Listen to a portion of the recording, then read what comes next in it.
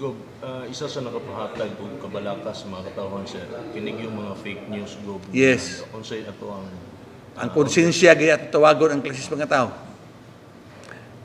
Gigamit ang social media para hadlokon ang iyang iskataw. Ang iyang konsensya gyud. But of course, kung ato masap na, I think that is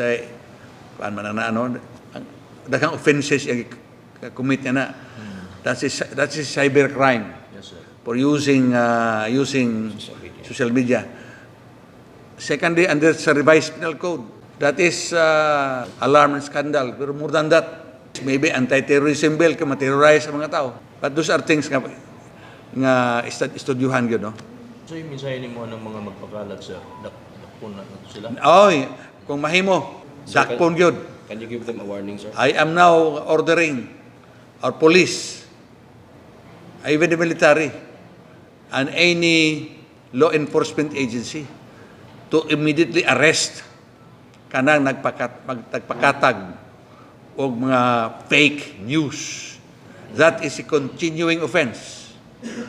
For as long as that news exists sa social media o ma-identify nato ang author or authors, I am ordering the police, the military, and all law enforcement agencies to arrest immediately. Daghan patag presuhan. Ang atong provincial jail karon bakante kay gamay ra preso dia.